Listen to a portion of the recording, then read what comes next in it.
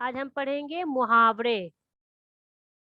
व्याकरण व्याकरण पाठ का हम लोग व्याकरण पढ़ेंगे। ठीक है, मुहावरे पाठ 14 14।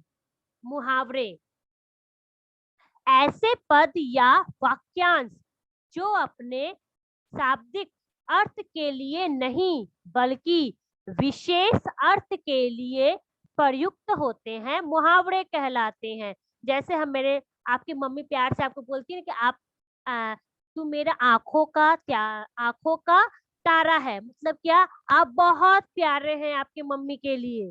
ठीक, कोई आपके दादाजी कहीं बोलते हैं ना, ये मेरे बुढ़ापे का सहारा है, तो इसका क्या मतलब होता है? इसका मतलब ये होता है कि ये मेरे बुढ़ापे का मतलब ये मेरा लकड़ी है जो बुढ़ापे का सहारा है, मुझे बुढ़ापे में मुझे मदद करेगा।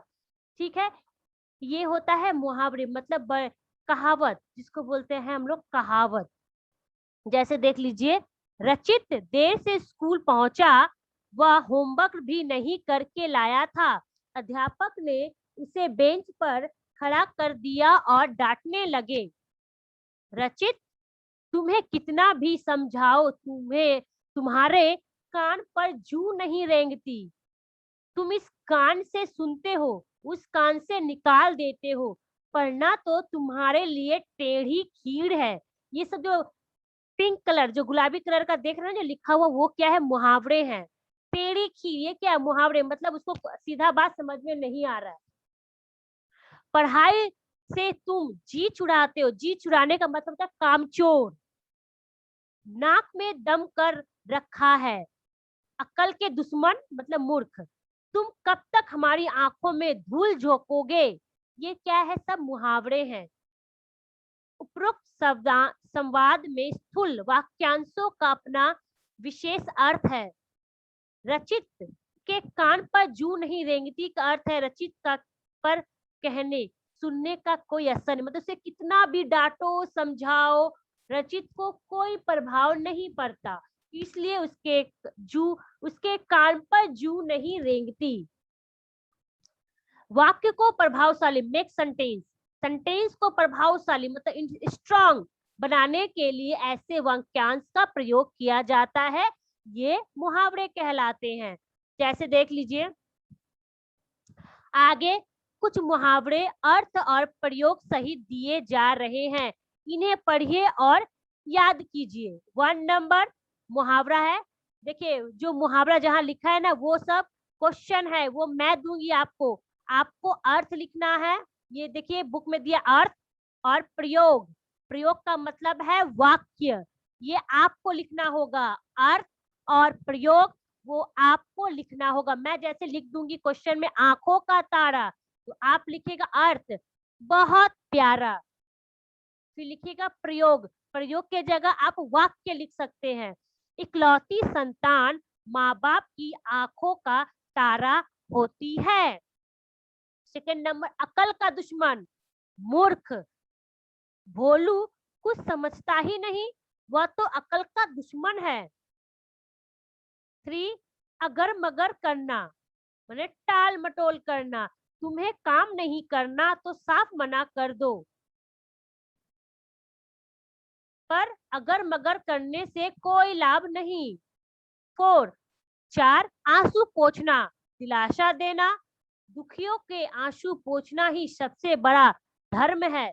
ये आपको अर्थ और ये प्रयोग वो दोनों आपको लिखना है। याद रखिए बच्चों, आपको अर्थ और प्रयोग दोनों आपको ही लिखना है। मैं सिर्फ मुहावरा लिख दूंगी और क्वेश्चन क्या रहेगा? सिर्फ मुहावरा। जैसे ईंट से ईंट बनाना, मैं लिख दूंगी ईंट से ईंट बनाना, इसको लिख दूंगी ईंट से ईंट बनाना, इसका अर्थ और प्रयोग बताइए। तो आप ये क्वेश्चन ईंट से ईंट बनाना लिखिएगा, इक्वल टू दीजिएगा, ऊपर लिख दीजिएगा अर्थ, एक तरफ लिख दीजिएगा प्रयोग जैसे यहाँ लिखा हुआ है।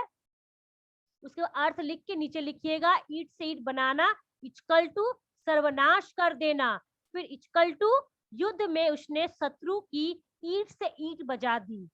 समझ में आया कैसे लिखना है? मैं एक बार असाइनमेंट में भी लिख के आपको दिखा दूंगी, वैसे ही लिखना, ठीक है। और 1 से 12 तक 12 तक एग्जाम में आपको आएगा, 1 से 12। ओके, अब पढ़ते हैं 4 नंबर। आंसू पोंछना, दिलासा देना। दुखियों के आंसू पोंछना ही सबसे बड़ा धर्म है। 5 नंबर, कान कतरना, बहुत चालाक होना। ये जरा से छोकरे बड़े बड़े कान कतारते हैं। 6, ईंट से ईंट बनाना, सर्वनाश कर देना। युद्ध में उसने शत्रु की ईंट से ईंट बजा दी। 7, ईद का चांद होना, बहुत दिनों बाद दिखाई देना। मोहित, तू तो ईद का चांद हो गया है, बहुत दिनों बाद दिखाई दिया। 8 नंबर, अंगुली पर नचाना, वश में करना। चालाक लोग भले लोगों को उंगलियों पर नचाते हैं। 9 नंबर, अपनी खिचड़ी अलग पकाना, सबसे अलग रहना। यदि सब लोग अपनी खिचड़ी अलग पकाएंगे तो परिवार का भला नहीं होगा। 10 नंबर, कमर कसना, तैयारी करना। परीक्षाएं सिर पर है, कमर कस लो। 11 नंबर, कोल्हू का बैल, बहुत मेहनती। श्यामलाल कोल्हू के बैल की तरह कमाता है। 12 नंबर, गाल फुलाना, रूठना। उसे मेले उसे मेले में नहीं जाने दिया तो उसने गाल फुला लिया। समझ में आया? यह है मुहावरे।